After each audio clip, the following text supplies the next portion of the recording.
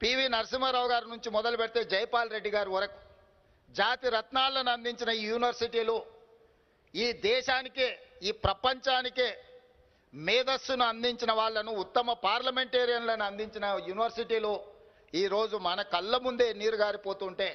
మన కళ్ళ ముందే వాటి ప్రతిష్ట దిగజారుతుంటే మనం చూస్తూ ఊరుకుంటే మనం ఈ సమాజానికి అన్యాయం చేసిన వాళ్ళం అవుతామని చెప్పి నేను బలంగా నమ్ముతున్నా. అందుకే ఈరోజు యూనివర్సిటీల యొక్క ప్రతిష్ట పెంచాలని, ఈ యూనివర్సిటీల ప్రతిష్ట పెంచాలంటే మౌలిక వసతులు పెంచినంత మాత్రాన ప్రతిష్ట పెరగదు. డాక్టర్ బాబాసాహెబ్ అంబేద్కర్ గారు చెప్పినట్టు రంగుల గోడలు అద్దాల మేడలు అభివృద్ధి కాదు, సామాజిక చైతన్యంతోనే సామాజిక స్ఫూర్తితోనే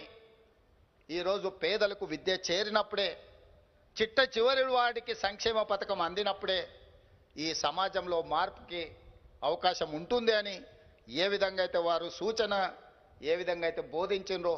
తప్పకుండా మా ప్రభుత్వం ఈ ఆలోచనని దృష్టిలో పెట్టుకొని ముందుకు వెళ్తుంది. ఈరోజు ఈ తెలంగాణ సమాజంలో ఉన్న యూనివర్సిటీలు,